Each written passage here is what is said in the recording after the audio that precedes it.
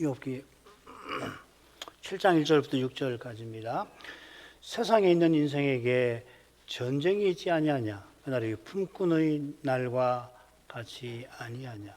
종은 저물기를 심히 기다리고 품꾼은 그 삭슬 바라나니 이와 같이 내가 여러 달째 권고를 받으니 수고로운 밤이 내게 작정되었구나. 내가 누울 때면 말하기를 언제나 일어날고 언제나 밤이 갈고하며 새벽까지 이리 뒤척 저리 뒤척 하는구나. 내 살에는 구더기와 흙 조각이 의복처럼 입혔고 내 가죽은 합창되었다가 터지는구나. 나의 날은 배틀의 보다 빠르니 소망 없이 보내는구나. 욥이 훈계하는 친구들에게 자신이 간절히 바라는 바가 무엇인지를 밝혔습니다. 그건 그들이 자신의 허물된 것을 일깨워 주는 것입니다. 이어 친구들들은 이제 내 속을 뚫어지게 살펴라 하였습니다. 친구들이 자기가 겪은 재앙에 그 생각이 갇힌 나머지 결국 욥 때문에 자기네도 재앙당하지 않을까 두려워하는 데서 벗어나라 촉구한 겁니다. 인생이 스스로는 육의 몸에 이 썩는 문제 앞에서 죽기를 두려워하여 평생 종노릇하는 데에서 죄에게 혹은 악한 자에게 종노릇하는 데서 벗어나질 못하는 겁니다. 거기 벗어나는 길은 오실 메시아를 바라는 데서 열립니다. 그런 심정이 욥의 마음에 있는 것입니다. 욥은 친구들이 자신의 이런 심정을, 자기 심장을 찢어서라도 그 심정이 있는 것을 살피라 하는 겁니다. 지난 시간에 6장 28절까지 살폈죠. 마저 살피고 있는 다시 28절부터 30절까지 읽겠습니다. 이제 너희가 나를 향하여 보기를 원하노라. 내가 너희를 대면하여 결국 거짓말하지 아니하리라. 너희는 돌이켜 불의한 것이 없게 하기를 원하노라. 너희는 돌이키라. 내 일이 의로우니라. 내 혀에 어찌 불의한 것이 있으랴. 내 미각이 어찌 교의를 분변치 못하랴. 너희는 돌이켜 불의한 것이 없게 하기 원한다. 그 심정을 욥이 밝힙니다. 이 불의한 건 아벨라라는 말인데 28절 29절에 이어 나오죠. 이 낱말이 엘리바스의 훈계에 나왔습니다. 불의가 스스로 스스로 입을 막느니라. 엘리바스의 이 표현에서 욥이 친구들에게 나의 허물된 것을 깨닫게 하라. 내가 잠잠하리라. 왜 그렇게 말한 경의를 짐작할 수 있죠. 친구들이 욥을 불의하다 정죄하고 탄식하는 욥의 말이 가당치 않다. 입을 다물어라. 비난한 겁니다. 그런 비난하는 태도에서 돌이키라고 욥이 촉구합니다. 이 돌이키라고 하는 슈브라는 말이 구약에서 종종 자주 이 회개를 촉구하죠. 욥이 보기에 이들이 재앙을 두려워하여 욥을 정죄하여 그들이야말로 여호와 경외에서 떠나고 있습니다. 욥은 친구로서 언약의 인애를 그런 친구들에게 드러내고 있는 겁니다. 새 친구의 정죄하는 태도에 갇힌다면은 그 밉지요. 세상이 저렇게 나쁠 수 있을까? 그러면 욥도 새 친구처럼 사람으로 행하고 말았겠죠. 후반절도 똑같이 너희는 돌이키라 하고서 내일이 의롭다 덧붙입니다. 후반절에서는 다시금이라는 말이 있습니다. 다시금 돌이키라 이렇게 되어 있어요. 살려서 번역하면 이렇습니다. 제발 너희는 돌이키라. 불의한 것이 없게 하라. 너희는 다시금 돌이키라. 내일이 의로니라 이렇게 되어 있습니다. 친구들들어 불의한 것이 없게 하라 한 것은 내일이 의롭다고 밝히는 것과 다 붙어 있죠, 그죠? 이 히브리 문학의 그 평행법이라고 하는 겁니다. 서로 전반절과 후반절이 아주 긴밀하게 연결이 되어 있죠, 그죠? 내일이 의로우니라 하고 새겼는데 사실은 내 의가 거기 있다, 혹은 내 의가 걸려 있다, 달려 있다. 영어에 보면 at stake이라고 하는 말, 그 말이 무슨 현안이 걸려 있다라는 말을 쓸 때 그런 식으로 번역을 많이 해놨습니다. 그런 의미 같아요. 지금 욥이 재앙을 겪었습니다만은 재앙으로 모든 자식까지 잃은 것도 욥에게 당연히 중대한데 게다가 욥이 자기의 생명보다 중요한 것마저 짓밟히는 상태인 겁니다. 친구들이 재앙 겪은 욥을 정죄합니다. 이게 친구들에게 너희는 불의한 것이 없게 하라 요구한 겁니다. 이 불의한 건 일반적으로 도덕적으로 잘못하는 이런 것보다는 특별히 자기를 정죄하는 그걸 가리키는 거죠. 누구보다 하나님 언약에 신실한 욥들어 여호와 경외를 저버린 사람으로 취급하는 이것보다 불의한 일이 있을까요? 하나가 있을 것 같아요. 그건 바리새인이 죄 없으신 예수님을 십자가에 넘겨준 그런 일일 겁니다. 그만큼 불의한 일이죠. 욥은 자기가 친구들에게 이렇게 말할 때 친구들과 달리 하나님의 언약을 좇은 것임을 밝힙니다. 내 혀에 어찌 불의한 것이 있으랴. 친구들의 훈계는 불의한 것이지만 그걸 책망하는 욥의 심정은 하나님의 언약을 세우려는 겁니다. 이 내 혀라고 한 것은 특별히 이 자신이 지금 하는 말이 그런 언약을 세우는 심정에서 나온 거라고 하는 것을 가리키는 겁니다. 내 미각이 어찌 괴위를 분별치 못하랴. 이 미각이라고 새긴 낱말은 본래 입천정이라는 말이에요. 입천장. 여러분 구개음화라고 하는 거 아시죠, 그죠? 굿이 우리 굿이라고 번역하잖아요. 이게 입천장이 발성하는데 중요한 영향을 미쳐서 이 구개음화 현상이 여러 언어에 나타나는 거 아닙니까? 지금 입천장을 뜻합니다. 그러니까 입천장이 말하는데 중요한 것처럼 이 내 미각이라는 말은 결국 앞에 내 혀와 같은 겁니다. 괴율이라고 생긴 낱말이 2절에 재앙이라고 되어 있습니다. 내 미각이 괴율을 분별한다는 것은 욥이 지금 하는 말이 자기가 겪은 재앙이 적어도 죄 지어 당한 게 아님을 분명히 헤아리고 하는 말이다. 그런 뜻이에요. 설명이 좀 복잡할 수 있는데 굉장히 뉘앙스가 있는 겁니다. 지금 욥기를 읽어보면 말이죠. 그냥 읽으면 그런가 보다 하고 그냥 지나갈 수 있게 뭐 그렇도 나쁘진 않지만 낱말들을 꼼꼼히 문맥을 잘 살펴서 보면 그 말한 뉘앙스가 굉장히 깊어요. 세심해요. 이런 거 어떻게 다 적어다가 놓으면은 나중에 홀로 성경을 읽으실 때에 이런 의미겠구나 더 이해하실 수 있겠습니다. 이거 굉장히 중요한 겁니다. 실은 이런 이렇게 결론에 도달하는 게 쉽지는 않습니다. 이렇게 설명하려면 죄에다 찾아가지고서 몇 번을 살펴야 할 수 있는 설명이거든요. 이런 내용이 28절에 내가 거짓말하지 아니하리라 바뀐 표현에도 드러났지요. 이 거짓말 하다 하는 동사를 구약에서 다 찾아보면 12번 나오던데 11번은 정확하게 말씀 사역을 가리키고 한 번도 무관하지 않는 용법이라고 말씀드렸죠. 욥이 친구들에게 사사롭게 억울함을 토로하는 게 아니라 여호와의 종다운 심정과 태도로 언약을 위해서 애쓰는 겁니다. 욥은 살 날이 얼마 남지 않았다고 느끼며 죽음 같은 고통을 시달리고 있습니다. 육의 몸에 썩고 부끄럽고 약한 현실에 누구보다 짓눌려 있는 사람입니다. 그는 가쁜 숨을 내쉽니다. 특별히 뒤에 가면 내 아내도 내 악취를 견디지 못한다는 말이 나오는데 숨도 가쁘고 그 냄새가 자기도 싫은 그런 상태예요. 그런데 친구들에게 이렇게 힘겹게 말하는 것은 하나님의 영광이 자기 생명보다 중한 까닭이고 그런 현실에서 말할 수 있는 힘은 이건 메시아를 바라보는 데서 나오는 겁니다. 이건 사람의 힘으로 하는 거 아니에요. 자, 오늘 그 본문 들어가지요. 메시아를 바라보지만 현실은 소망 없어 보인다 하는 겁니다. 연약한 인생이 이런 현실에서 당연히 슬퍼하는 거죠. 셋으로 나눠보죠. 1, 2절. 세상에 있는 인생의 날은 품꾼의 날과 같아. 삭슬 바라는 품꾼의 심정을 표현했고요. 3절부터 5절까지 혹은 3절, 4절을 읽는 게 더 낫겠다 생각이 드는데 우선 이렇게 보죠. 여러 달 공부 가운데 욥의 삶은 덧없이 흘러가고 있습니다. 그래 6절의 결론적으로 나의 날은 소망 없이 가는구나, 끝나는구나 이렇게 이야기를 합니다. 바로 넘어가죠. 1, 2절. 세상에 있는 인생에게 전쟁이 있지 아니하냐. 그날이 품꾼의 날과 같이 아니하냐. 종은 저물기를 심히 기다리고 품꾼은 그 삭슬 바라나니. 욥은 인생이 이 세상에 사는 기간을 전쟁이라 표현하는 겁니다. 이 낱말이 욥기 두 번 다 나오는데 두 분 모두 욥의 말이 이렇게 나와요. 욥기 10장 17절. 이건 읽는 게 좋겠습니다. 주께서 자주자주 증가하는 자를 갈마들이 나를 치시며 나를 향하여 진노를 더하시니 군대가 갈마들어 치는 것 같으니이다. 14장 14절. 사람이 죽으면 어찌 다시 살리니까 나는 나의 싸우는 모든 날 동안을 참고 노이기를 기다렸겠나이다.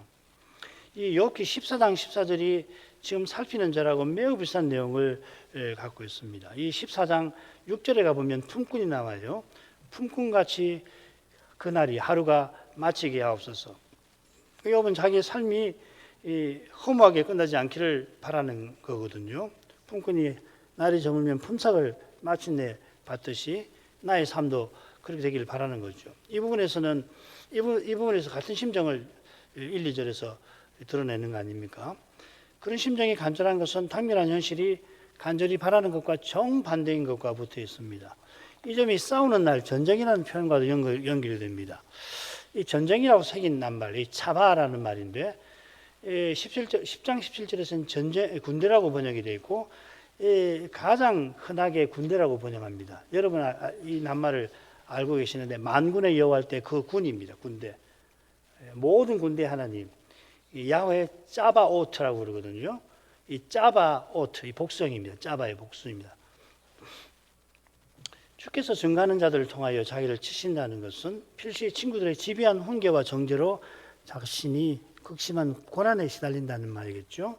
얼마나 심하게 다그치는지 마치 군대처럼 일사불란하게 욥을 정죄한다고 그렇게 말하는 것 같습니다. 품꾼의 삶도 고된데 징집되어 싸우는 것은 고되기가 더하면 더해야지 덜하지 않을 겁니다. 자, 이런 내용에 비춰서 전쟁보다도 힘든 봉사라 새길 만도 할 것 같아요. 영어에 보면은 이 hard service, 이 고된 군복무라는 말이죠, 그렇죠? 그러나 품꾼이 이스라엘의 소명과 사명을 가리키는 중요한 상징이죠. 레위기 25장 그 희년 규례에 보면 이 주제가 중요하잖아요. 이스라엘 자손 나의 품꾼이 됨이라. 군대 역시 출애굽 후 가나안을 향하는 그 이스라엘의 정체를 보여주죠. 민수기 2장 4절에 그 군대는 계수함을 입은 이렇게 숫자가 나오죠. 욥이 출애굽 사건 이전 살던 분이라 품꾼과 이 군대 이미지가 언약 백성의 정체와 삶을 가리키는 이 후대의 용례를 알고 있다고 저로서는 단정할 길이 없는데 아주 위대한 신학자 그를 우연히 발견하고는 그렇게 볼 수 있겠구나 하는 걸 알게 되었습니다. 각주는 그 내용입니다. 확실히 품꾼과 군대는 믿음의 길에서 고난받으며 영광의 목표로 나아가는 신자의 삶을 보여줍니다. 욥이 거부여서 품꾼을 많이 고용했을 텐데 그들을 막대하지 않았을 뿐 아니라 그들의 삶에서 죄 아래 있는 현실에서 신자가 고된 삶을 살아가는 그런 면을 틀림없이 헤아렸을 겁니다. 믿음 있는 사람들은 그러잖아요. 부자라도 신앙이 있으면 자기 밑에 일하는 사람들이 그렇게 고되게 일하는 걸 보고서 내가 돈 주니까 고되게 일 시켜도 좋지 그렇게 생각하지 않잖아요. 인생이라는 게 이런 거구나. 인생이 저렇게 고된 면이 있지. 욥은 말할 게 없을 겁니다. 그처럼 순전하게 살려고 모든 악에서 떠나는 데에서 얼마나 치열하게 죄와 죽음의 권세와 싸웠을지 심장하고 남음이 있습니다. 날마다 이렇게 살지 않으면 불가능한 일이죠. 욥은 품꾼이 저물 때까지 고되게 일하면서 삭슬 바라는 그 절절한 심정을 비춰주고 있습니다. 고대 근동에서 품꾼은 하루벌 하루 먹고 사는 사람입니다. 우리 주님의 그 유명한 포도원 품꾼 비유 보시면 확인할 수 있죠. 품꾼들이 아침에 일찍 새벽에 맞아 그 장터에 나와서 일감 얻기를 기다리는데 다행히 일찌감치 일감을 얻는 이도 있지만 주님의 비유에 보면 하루 종일 장터에서 빈둥거리는 사람들도 있다 했습니다.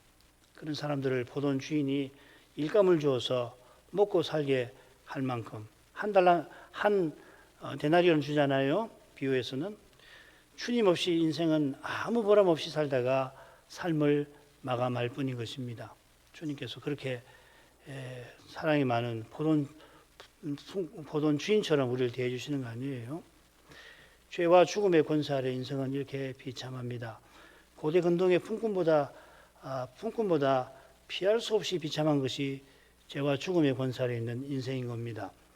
품꾼이 하루 종일 고되게 일하지만 저물 때 품상받을 소망이 있습니다. 저물기를 심히 기다리고 그 삭슬 바라나니 일이 얼마나 고되면 하루에 얼른 저물기를 간절히 기다립니다. 이 기다린다는 낱말이 엘리바스의 훈계에 나왔습니다. 여호와 경외를 저버린 자는 올무가 그 재산을 향하여 입을 벌릴 거다. 아주 무서운 저주를 퍼부었죠.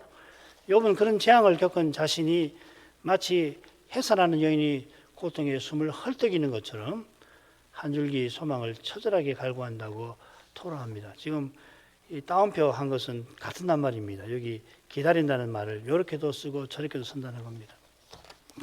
그 다음으로 가죠. 이와 같이 내가 여러 달째 공고를 받으니 수고로운 밤이 내게 작정되었구나. 내가 누울 때면 말하기를 언제나 일어날고 언제나 밤이 갈고 하며 새벽까지 이리 뒤척 저리 뒤척 하는구나. 내 살에는 구더기와 흙조각이 의복처럼 입혔고 내 가죽은 합창되었다가 터지는구나. 욥은 여러 달의 곤고와 밤들의 수고를 토로합니다. 이와 같이 공고와 수고를 받았다 했으니까 처절한 기다림과 바람 속에서 곤고와 수고를 겪었다 이 말이죠. 기다림과 바람이 있어 겪은 곤고와 수고를 잘 견뎠노라 하는 뜻이 아니라 그 곤고와 수고가 극심하여서 그 바람 기다림이 점점 허망하게 느껴진다 그 말이죠. 이런 것이 곤고라고 새긴 낱말에 담겨 있는 것 같습니다. 이 낱말이 샤베라는 말인데 7개 5번 더 나오고 거기 보면 다 비슷한 개념입니다. 허망, 허탄, 헛됨. 이 낱말은 여호와의 이름을 망령되이 부르지 말라, 일컬지 말라는 그 제3계명에 나오는 유명한 표현입니다. 이 표현은, 이 명령은 입이 있어도 말하지 못하는 우상을 부르듯이 하나님을 부르지 말라는 명령이죠. 우상은 있으나 실상 없는 거고 실은 없는 것보다 못합니다. 욥이 여러 달째 받은 곤고는 욥의 간절한 소망을 물거품처럼 만드는 고난을 가리키는 겁니다. 자기가 죄범에서 재앙당하는 거 아니라고 확신하니까 이 재앙이 허망하지는 않을 거다 하는 소망이 계속해서 생겨났을 것입니다만은 생겨난 소망이 첫째 재앙의 끔찍한 기억과 아울러 여러 달째 악창의 극심한 고통에 시달리면서 봄날 아지랑이처럼 사라져 갔던 겁니다. 피어오르다가 사라져버리고 피어오르다가 사라지기를 얼마나 거듭했겠습니까? 밤마다 이런 일을 겪고 또 겪고 한밤에도 얼마나 많이 겪었겠습니까? 그럴 때 믿음의 사람 욥은 평생 기다리던 때 가장 바라던 순간 그 메시아 보내신다는 약속이 이루어지지 않을 것 같은 두려움에 휩싸였을 겁니다. 이것이 곤고라 새긴 낱말에 담긴 중요한 뜻일 겁니다. 욥이 밤마다 수고를 여러 달째 겪습니다. 이 수고는 이어나오는 악창의 고통과 아마 관련될 겁니다. 관련되지 않을 수 없죠. 수고라고 생긴 이 낱말 아말은 여러 번 살폈습니다. 욥이 자기 생일을 저주하면서 저주하는 이유로 이 낱말을 사용하죠. 환난이라고 번역을 해놨습니다. 이 환난을 보노니 차라리 세상에 나지 않았더라면 한 겁니다. 그만큼 괴로운 것이 친구들의 훈계와 정죄이므로 욥은 친구들을 번뇌케 하는 아말의 위로자다 이렇게. 그래서 번뇌케 하는 안위자라고 불렀죠. 위로하러 온 친구들은 욥이 겪은 환난이 욥이 뿌린 독 때문이라고, 아말 때문이라고, 독 때문이라고 정죄를 했습니다. 이게 얼마나 이 말이 욥의 그 폐부를 찔렀겠습니까? 이는 뭐 겪어보면 알 수 있죠, 그죠? 자기가 한 그 말을, 자기의 심정을 가장 표현하는 그 말을 딱 따다가는 그 말로 자기를 정죄하는 거 아니에요. 이렇게 악할 수가 있을까요? 욥의 말을 가져다가 욥이 엘리바스가 정죄한 건데 바로 그것 때문에 욥의 고난은 더욱 깊어져 갔습니다.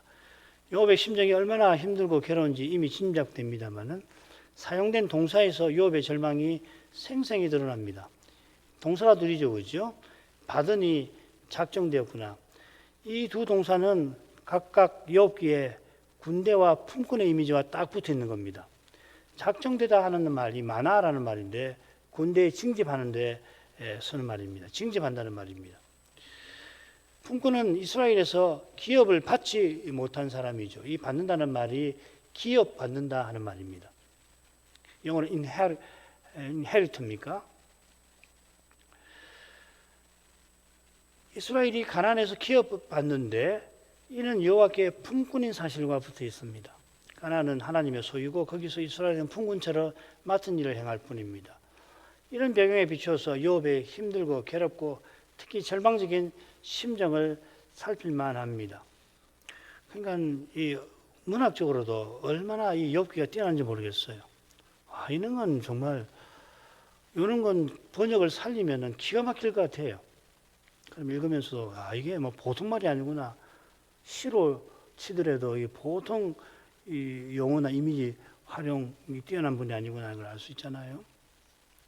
이거 쉽지 않습니다. 이렇게 글 쓰는 것이. 하나님께 주신 소명이 아무리 힘들지라도 소명을 이룰 복스러운 결과를 바라는 거 아니에요. 그죠? 그러나 욥은 그런 소망이 사라지는 것 같아 견디기가 힘든 겁니다. 이어 수고로운 밤이 어떠한지를 밝힙니다. 자리에 누울 때 언제 일어날고 하고 말합니다. 자기도 모르는 사이에 입에서 언제 아침이 올 거야. 내가 언제 아침 햇빛을 볼까, 볼 수나 있을까 하는 겁니다. 그러나 밤은 끝없이도 이어집니다. 이는 욥이 새벽까지 이리 뒤척 저리 뒤척 하는 데서 드러납니다. 이 이리 뒤척 저리 뒤척 이 새긴 나물 동사 하나를 이렇게 번역을 해놨습니다. 동사가 아니고 명사입니다. 죄송합니다. 히브리 성경에 한 번만 이곳에 나오니까 사실 잘 몰라요. 그냥 학자들이 이럴 거다 이렇게 추측합니다. 분명한 건 뭐냐면 고통스러워서 밤에 잠을 청할 수 없는 그런 모습을 가리키는 건 분명한 것 같아요.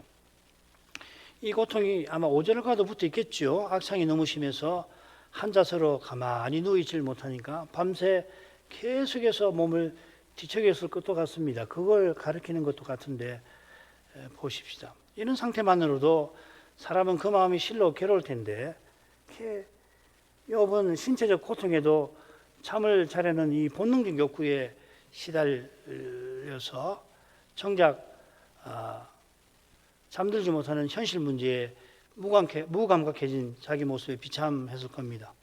본능적으로는 잠을 청하려고 고통을 이리저리 피하는데 정작 내가 지금 뭔 짓 하고 있는가? 그거 참 비참하거든요, 사람이. 이해가 되세요? 그 본능에 이끌려서 그 시간을 보내고 뜻없이 고통을 이기느라고 그렇게 애쓰면서도 정작 중요한 것은 생각하지 못하는 내가 지금 뭐 하고 있나? 이게 사는 건가? 이런 거겠죠. 그랬을 것 같아요. 이건 뭐 제 추측이니까 참고하십시오. 아마 욥이 밤에 어떻게 보냈을까? 아마 이런 비참함에 얼마나 괴로웠을까 생각해 봅니다. 욥은 언제 일어날고 하는 것은 그저 악창의 고통 때문에 잠들지 못하는 것만 아니라 영혼을 잠시도 쉬지 못하게 하는 이 고난의 문제 때문에도 실은 이 문제 때문에 더욱 그런 것 같습니다. 그래서 5절 하고 4절을 연결시켜서 이렇게 해석을 해서 악창의 고통 때문에 잠을 못 이룬다. 이게 틀린 건 아닌 것 같은데 저는 그보다는 이 해석이 더 맞을 거라고 봅니다. 그 이유를 그 다음 말씀드릴게요. 자, 이런 내용에 비춰서 5절에서 욥이 자기 악창에 관해서 말하는 바를 살펴보지요. 욥의 살은 구더기와 흙조각을 옷처럼 입었습니다. 태초에 하나님께서 가죽과 살로 인생을 입히셨는데 욥기 10장 11절입니다. 그리고 12절에서는 생명과 은혜를 내게 주셨다 이렇게 덧붙여요. 가죽과 살로 인생을 입히신 이것이 생명을 주신 거고 은총을 베푸신 거라는 말이죠. 지금 욥의 살은 구더기가 끓고 흙조각이 덮였습니다. 이 흙조각이라고 새긴 낱말, 파르라는 말인데 이거 먼지라는 말입니다. 흙이라는 말입니다. 21절에 욥이 이제 내가 흙에 누우리니 이 죽는다는 말이거든요. 비슷하게 구더기는 시체에 들끓는 거죠.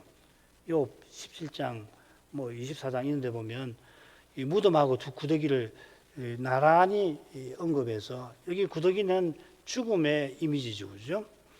욥은 자기가 악창에 고통스러운 것보다 자기가 산 송장 같다고 지금 5절에서 토로하는 것 같습니다. 내 가정은 합창되었다가 터지는구나. 이 가죽이 도저히 아물지 않는 거죠. 가죽은 건강할 때처럼 욥의 살을 감싸야 하는 거죠. 이게 이제 이 부정법에 보면 이 가죽이 찢어져 가지고서 살이 노출되는 것이 부정 아니에요, 그죠? 이것도 아마 이런 이미지가 있을 것 같은데, 가죽이 두터지고 터지기를 반복해서 가죽 대신 구더기와 티끌이, 죽음과 저주의 이미지를 가진 이것이 욥의 살에 가득한, 그러니까 욥은 사실상 무덤에 있는 것처럼 되었다 이 말이겠죠. 6절로 가죠. 나의 날은 배틀의 북보다 빠르니 소망 없이 보내는구나. 산송장 같은 처지에 이렇게 토로합니다. 비슷한 표현이 9장 25절에 나옵니다. 나의 날이 우체부입니다. 체부보다 빠르니 달려감으로 복을 볼 수 없구나. 이렇게 번역을 하면 모세의 시에 나오는 우리의 모든 날은 70이요 강건하면 80이라도 그 모든 연수의 자랑은 수고와 슬픈 뿐이요 신속기간에 우리가 날아가나이다 하는 말씀과 비슷한 교훈을 담아낼 겁니다. 우리의 모든 날이 화살처럼 지나가는 이유가 시편 90편 9절에 이렇게 나오죠. 우리의 모든 날이 주의 분노 중에 지나가며 우리의 평생이 일시간에 다했나이다. 하나님이 죄지은 인생에게 진노하셔서 인생의 모든 날이 순식간에 다합니다. 처음 창조했을 때와 다르죠. 이런 점에서 소망 없이 보내는구나 하는 표현을 살필 필요가 있습니다.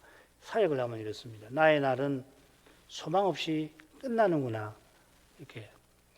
이 소망이라는 말이 6장 8절에 이미 나왔죠. 하나님이 나의 구하는 것을 얻게 하시면 나의 사모하는 것 주시기를 내가 원하나니.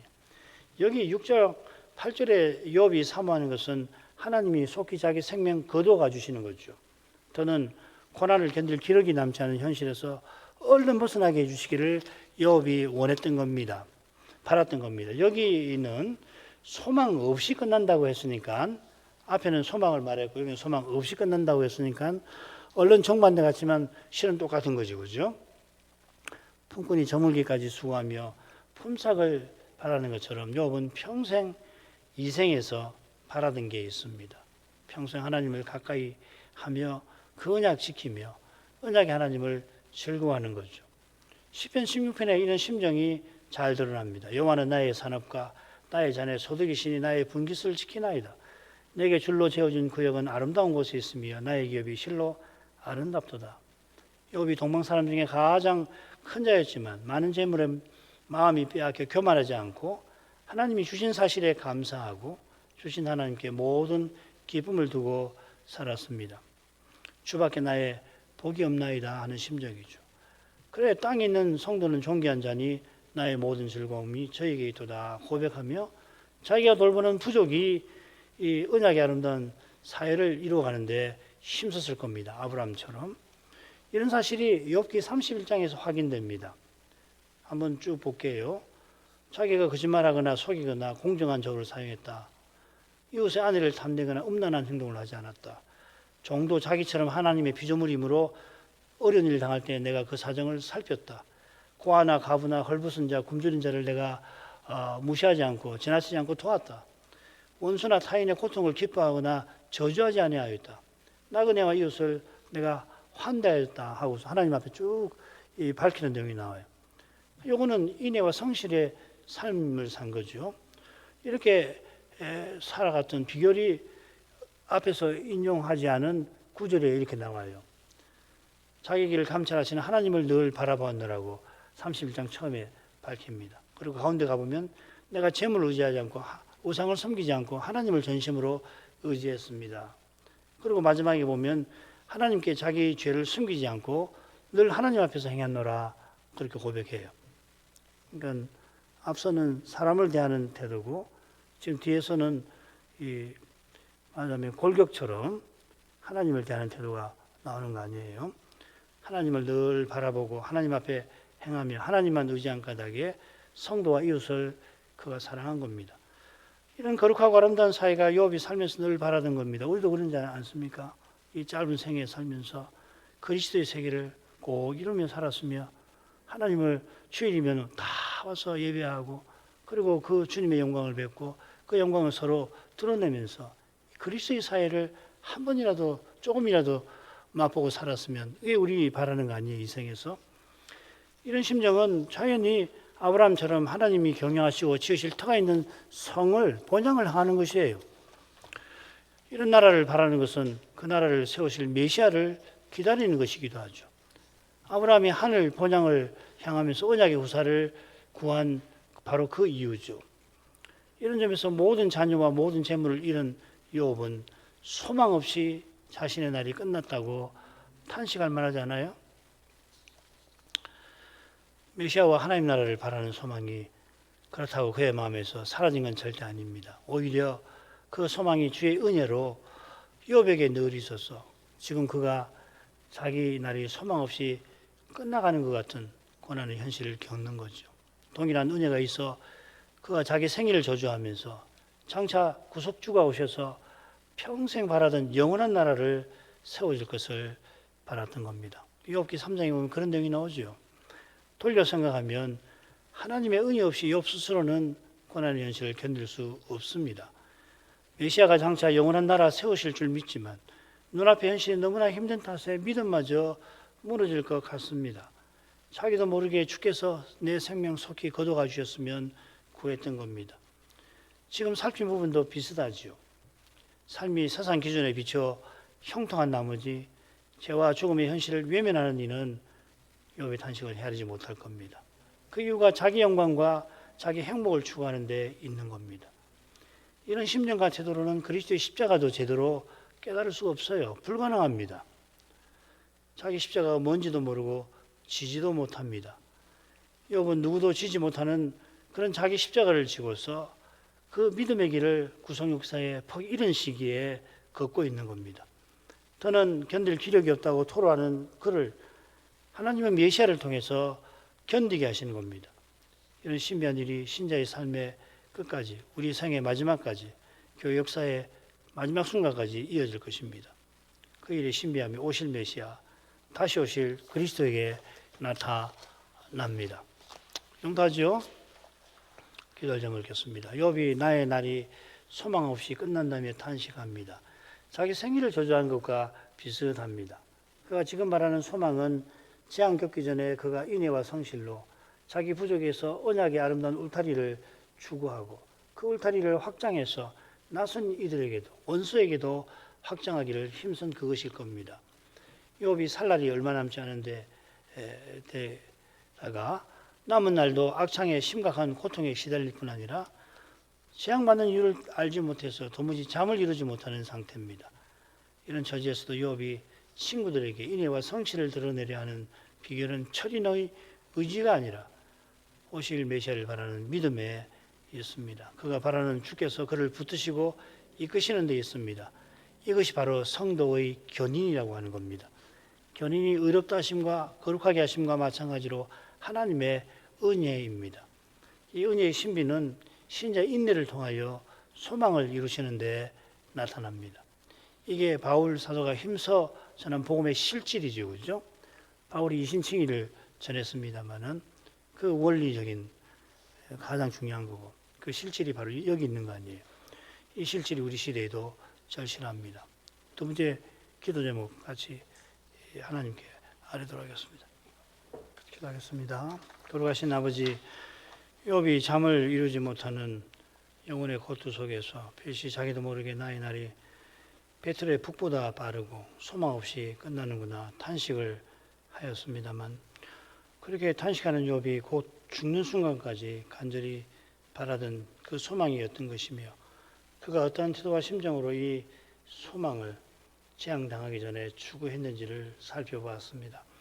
그가 세상에 있는 인생이 군대 징집 같고 품꾼살이 같다고 언급한 데서 죄와 죽음의 현실 가운데에서 믿음으로 살아가는 소명의 길이 얼마나 고달프고 얼마나 힘겨운 것인가를 알고서 과연 그가 순전을 지키며 모든 악에서 떠나가려고 죄와 죽음의 현실과 얼마나 이미 씨름하면서 그런 현실 가운데에서 언약의 울타리를 아름다우게 꾸미려 했을 뿐 아니라 그 울타리를 낯선 이웃에게도 심지어 원수에게도 확장하려 했는지를 짐작하게 됩니다.